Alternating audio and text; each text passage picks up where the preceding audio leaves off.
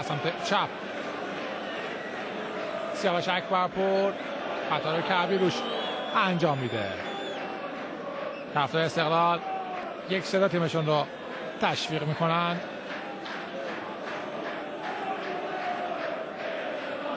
میدونن که در لیگ قهرمان نمیشن. در لیگ قهرمان آسیا هم خیلی رویا پردازانه است. بخوان نگاه کنن تیمشون بتونه قهرمان بشه، بهترین راه برای حضور در رقابت‌های فصل بعد لیگ قهرمان آسیا قهرمانی در مسابقات جام حذفی است، چون سوم شدنشون در لیگ هم خیلی قطعی نمیتونه باشه. ضربه شاپورزاده با اختلاف زیاد از کنار دروازه به بیرون میره. بازی رو محمدی سریع آغاز میکنه.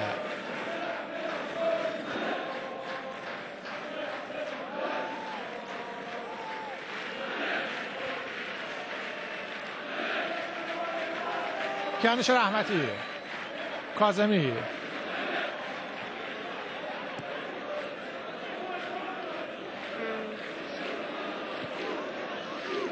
فرهاد مجیدی قشنگ لکچیرا جا میده. داور آوانتاژ میتونه بعدش اخطار بده به لکچیرا. خسرو ایدری خوب کار میکنه و عجب توپی از کنار دروازه بیرون رفت. توپ بیرون رفت. این بار هم آوانتاژ دادن کارت زرد به لکچیرا نشون میده موقعیت جدی برای تیم استقلال که ضربه سیاوش اکبرپور از کنار دروازه بیرون رفت.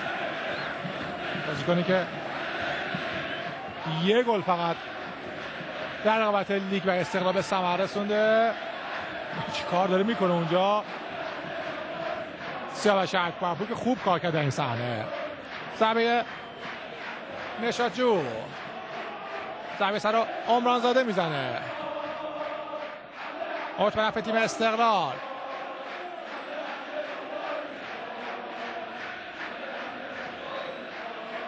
تو به فرهاد مجیدی هم نمیرسه از مقابل دروازه. نشاطچی باید بازی رو آغاز کنه.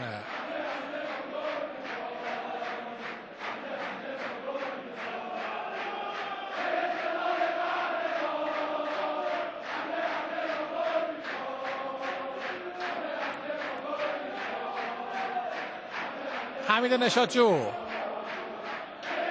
شوتش یه تیکه به بیرون میره. پرتاب بازیکن استقلال. هادی شکوری برای جانواریو میندازه توپ رو. خطای جانواریو برای لکچیرا. سخندان پرچم خودش رو بالا برد و خطا رو اعلام کرد. تعداد خطا 12 در برابر 19. 31 خطا رو شاهد بودیم و 3 کارت زرد. لکچیرا ضربه سر بازم عمرانزاده میزنه.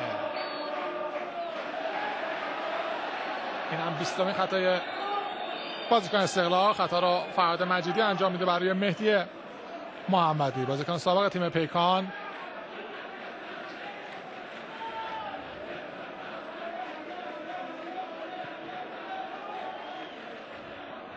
پژمان منتظری ضربه سر رو میزنه. علی کریمی تو به دست خسرو حیدری برخورد میکنه. خطای هند و ضربه آزاد برای تیم استیلازین.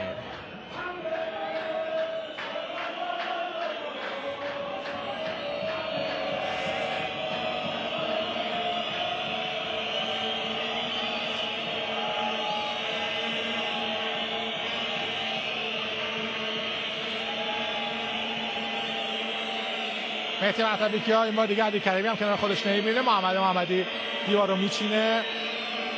منطقه مناسب برای یک بازیکن راست با. مهدوی‌کیا ضربه رو میزنه، عالی میزنه. گل دوم به زیبایی توسط مهدی مهدوی‌کیا زده میشه. میره به سمت جایگاه طرفداران پرسپولیس که طرفداران استیلازین اونجا حضور دارن. خیلی خوب زد ضربه‌شو.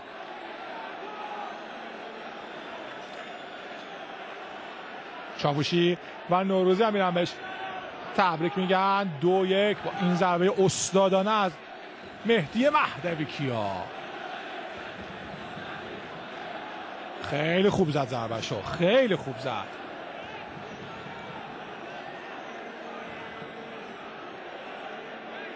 حالا شاید افشین قطبی عوض کنه، یه کاری کنه مهدی مهدوی کیا هم برگرده به تیم ملی. علی کریمی در روزهایی که خوب